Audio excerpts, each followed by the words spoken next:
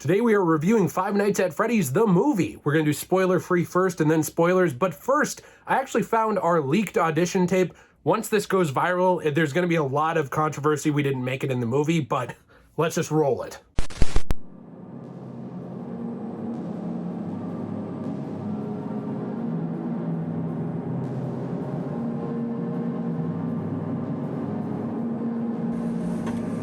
Yo, I'm here for the job.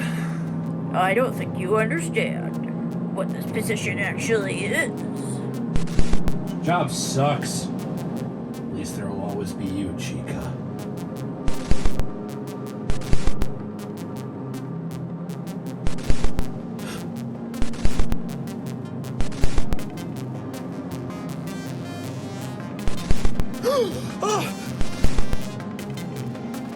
Aww.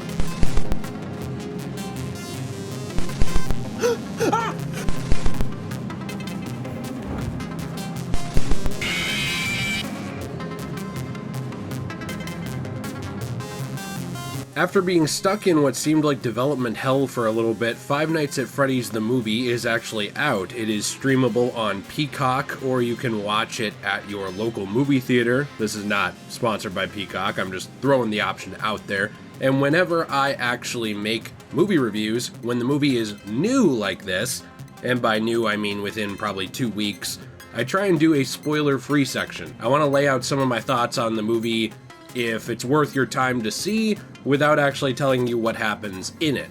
Now, if you are a big fan of the Five Nights at Freddy's games, I actually think that this has a lot to offer, but with some caveats. I have played through some of the FNAF games. I actually played through the first few of them over on my Let's Play channel, Degenerate Plays. The link is in the description down below to that, because I'm trying to get that to grow. But when it comes down to it, I'm not as deep into the lore as some people are, but I know more than others. You know, it's not like I've just played the games. I have watched a bunch of the videos from places like Game Theory with MatPat, and I do actually really like the game lore. That said, this movie does respect the game lore very, very well, but in my opinion, it pretty obviously establishes itself as an alternate continuity. I wouldn't say it's in the vein of just using the name, you know, Five Nights at Freddy's to sell the movie, and it has nothing in common. It's not like that, so it's not disrespectful or ridiculous in that way. All I'm saying is if you're the biggest hardcore fan of the FNAF lore ever, and you're going into this expecting an expansion of that lore from the games, unless there's some retcons down the line to change some things, which is possible, I personally don't think that's gonna happen. I think what this is a really fun universe with all these same characters, with a lot of things in common, most things in common, but some differences, but it is put together pretty well as a movie. Going into this, I thought it was going to be stupid. This was kind of stuck in development hell for quite a while. Usually when that happens, it is not a good sign for your movie, video game, or whatever. Now, if you're expecting a movie that is just a recreation of the games, like I said, it's not going to be that, and also it is not spent the entire time in the security booth. It's not like the entire movie is just spent staring at screens inside of the security room and watching for animatronics. There is actually a lot of human elements to this. Now, a lot of times, those annoy people. Look at the Transformers movies. A lot of times people look at those, they say, oh, well, I don't really care for the humans. Something I like in this movie is that the human characters, the main two, are actually very relatable. I thought that there was a lot of humanity and personality to them that helped fuel the movie and kind of act as a driving force for what's happening, for why the hell this guy would go back to work at this place. Basically, it actually explains the events that the games took a while to get to. The games did retcon some stuff. They added in a lot of lore over time to kind of make it make sense as to why someone would be willing to work at this place, but the movie actually does get into that. It does actually have good character motivations for the most part, but I do have some problems with the movie. There are a lot of very perfect circumstance type plot elements, which I have to get into in the spoilers in just a minute here. But I can tell you that if you're someone who wants everything to logically make sense in the movie, well, you're probably not seeing this movie anyway.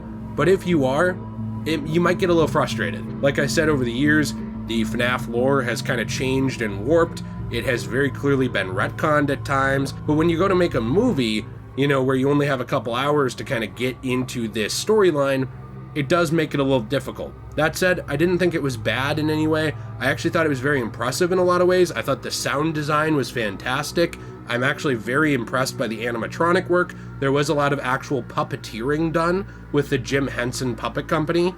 If you know that company, that is actually the company that originally did, Muppets and a lot of other stuff. So there is a lot of heart and soul put into that. It's not just a CGI mess.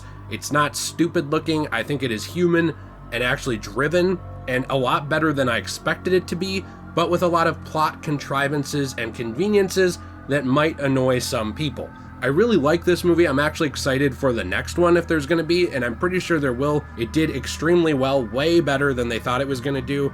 I think it was projected to have something like a 50 million opening, and now, as of recording this, if you include international, it has something like 150 million now, and it's only been out for a little bit.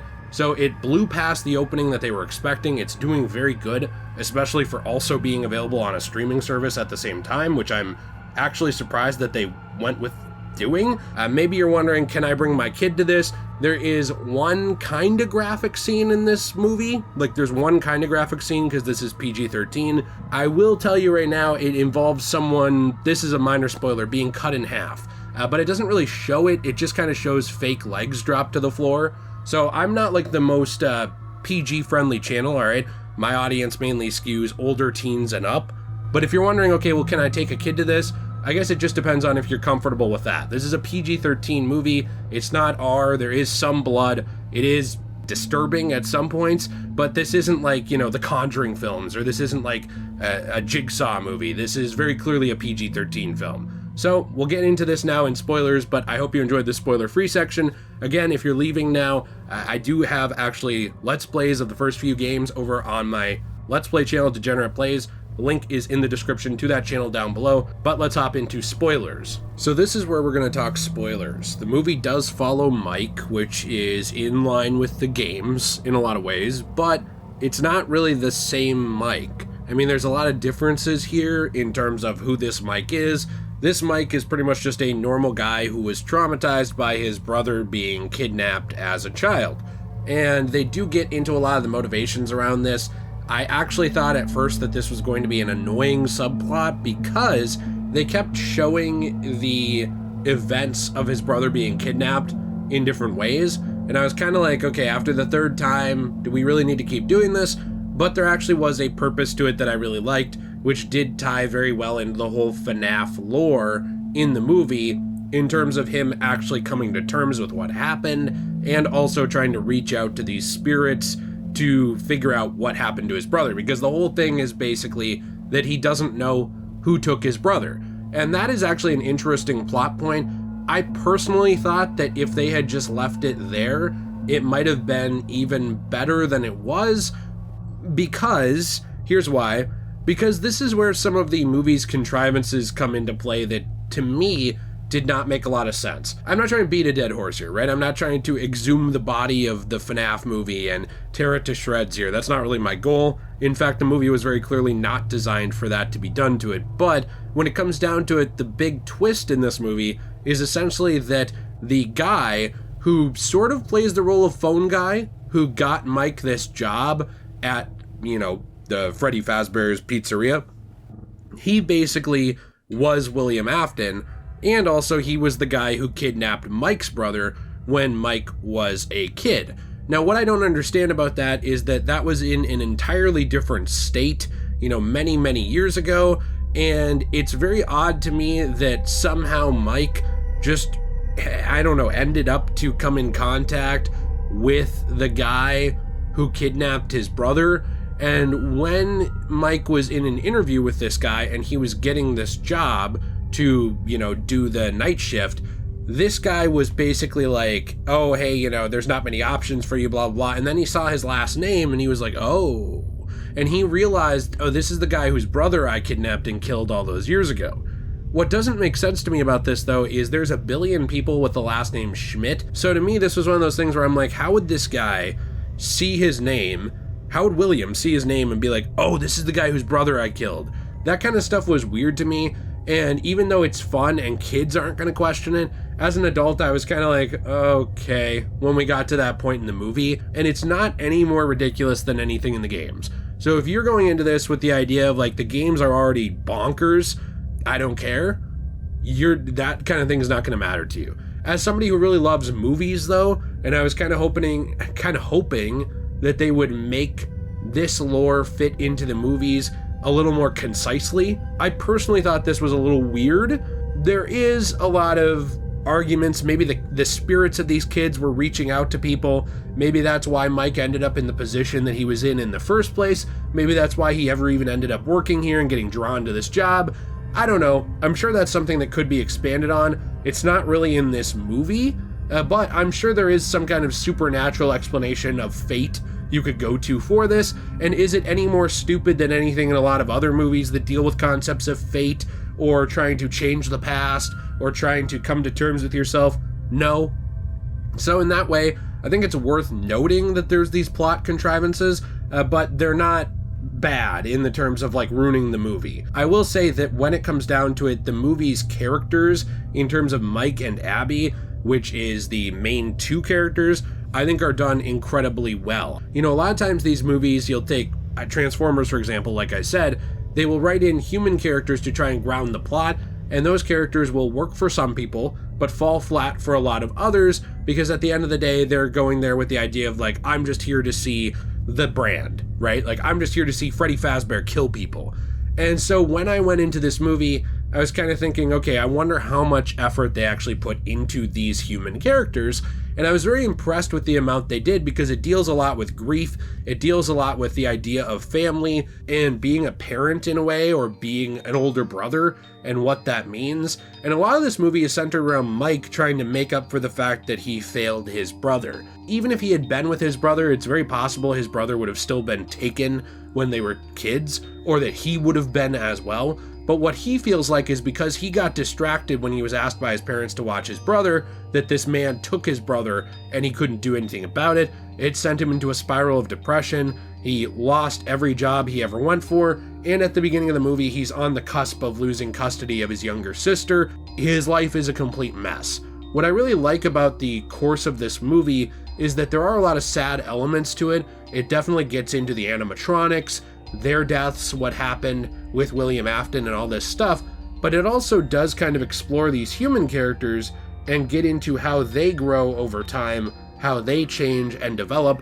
This is an actual story with a beginning point, a middle point, and an end point. I think it's very easy to miss that element, especially in these brand-based movies, but they did a very good job getting from point A to point B and actually having these characters change and grow over time. Abby starts to come out of her shell, but not in a way that's completely unbelievable. Mike himself is still kind of messed up. He's still traumatized, and he probably always will be to an extent, but he's able to grow up a little bit and realize what's right in front of him, and realize that just because he lost his brother doesn't mean he needs to lose his sister. But I do think a lot of the charm of this movie also comes from the animatronics themselves and the way that everything was set up. There are a lot of Easter eggs and references to the games that I thought were done very well.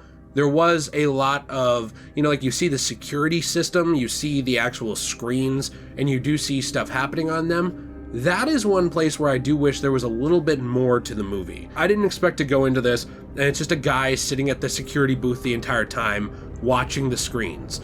But I will say that some of the scariest points in the movie were actually in the very beginning, where they do an homage back to the games, and they show this first security guard who's getting murdered, and a lot of stuff happening with those computer screens right there, where he's seeing like Bonnie and Chica get up to the grate and let the cupcake into the grate to go after the guy. Stuff like that I thought was done very well. I do wish there was a little bit more of that. I had thought, because there is a scene they show here where someone's about to smash the security screens and then they don't, because they're interrupted, I thought, okay, well, these security screens are going to matter a little more. There's going to be more elements to the story with these screens. There's going to be more you're going to see, and it's going to homage the video game even more.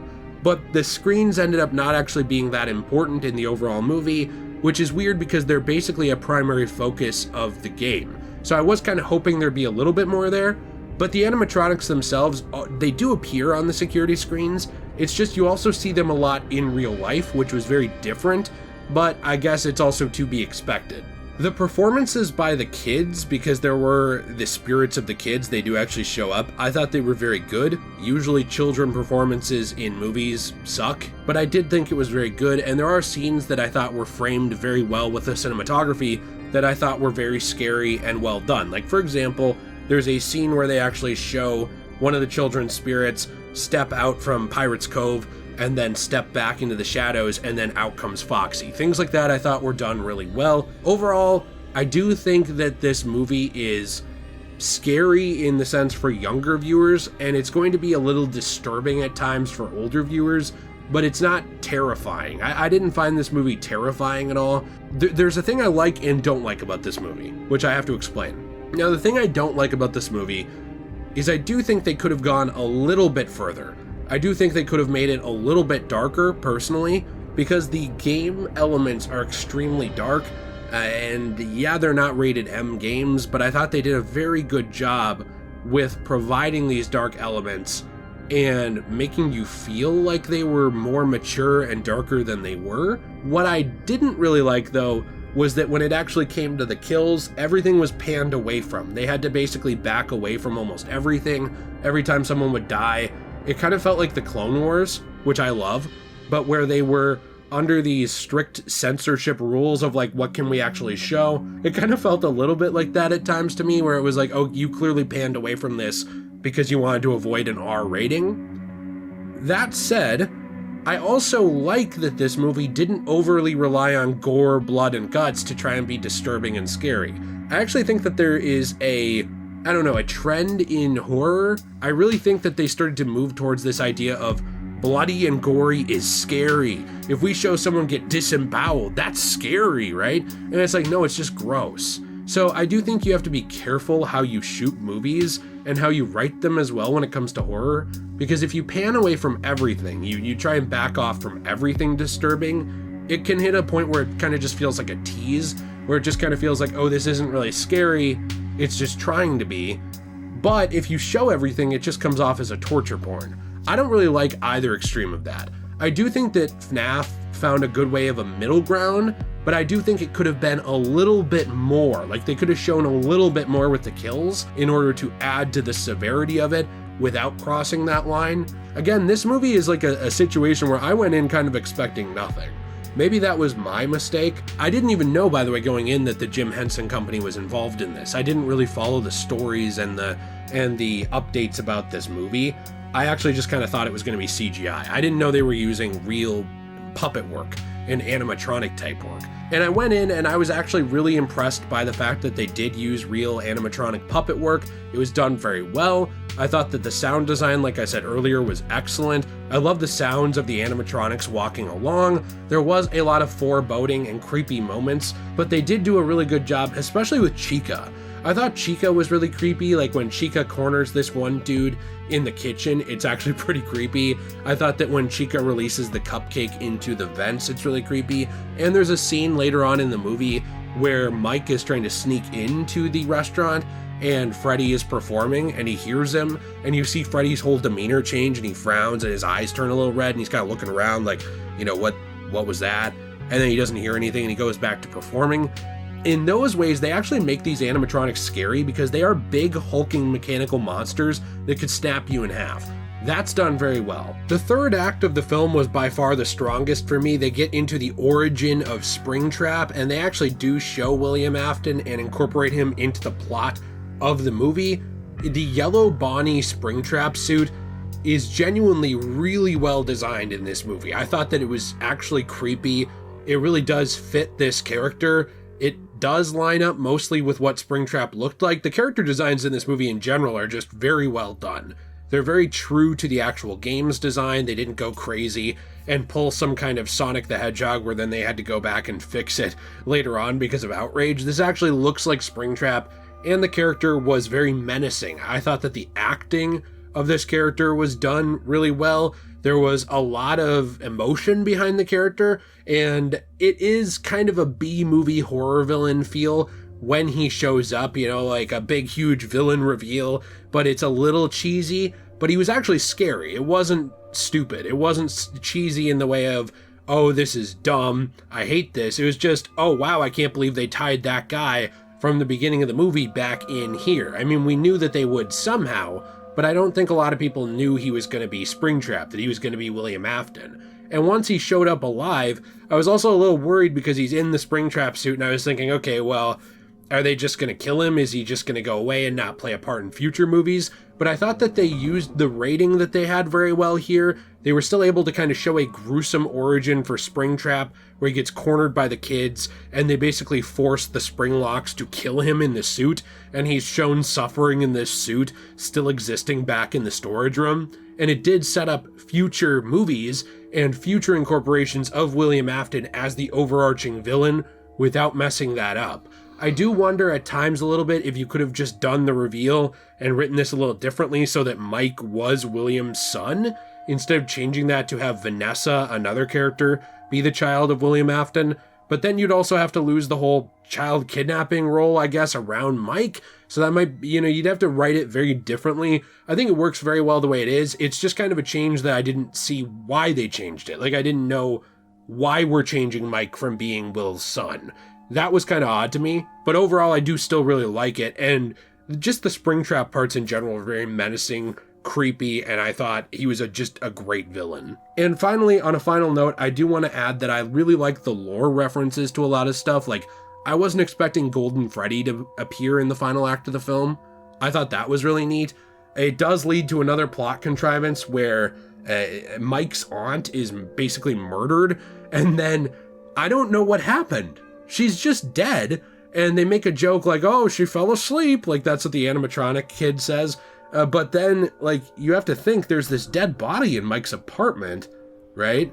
Like, there's this dead body there, and the movie ends, and it's like, he had to get rid of that dead body, and he doesn't get arrested for murder or anything, so I'm kind of wondering how they explain the fact that this woman went and disappeared, especially when she was in the middle of a custody battle for this kid, and it's like she happened to be last seen at Mike's house, and then she just disappeared and never showed up again. For me, that was kind of one of those things where that was probably the biggest plot contrivance of the movie. I was like, what did he do with the body? I mean, yeah, he didn't kill this woman, but the animatronics did, and I don't think they came back to his house and helped him get rid of it. They never say that. So I was kind of like, okay, well, what happened to her? You know, I guess he just had to dismember and get rid of this body? That's pretty messed up. The film never gets into that. But anyways, I do think that there's some stupid things to this movie, but a lot of it was really fun. It was humanly driven. I enjoyed the story. I enjoyed the lore elements. I especially thought it was fun they got MatPat in this movie from the Game Theorists and Food Theory and all that stuff, because, you know, he was partially responsible for helping signal boost this franchise and expand on the lore and really get people interested in it with all of his videos. So I liked that they actually, you know, respected him in that way. Yeah, he didn't make FNAF, but he did help make it popular, actually, in a lot of ways. Same with Markiplier. He supposedly was supposed to be in this movie, and I guess there was scheduling conflicts that made it so he couldn't be. I thought that was disappointing, but I do hope he will be in the next one. Now, for the last time, I did actually do a playthrough of some of these games over on Degenerate Plays, my Let's Play channel. I plan to play more in the future, I just haven't gotten to them yet, so I hope you will check those out. The link is in the description down below, and I did enjoy this movie.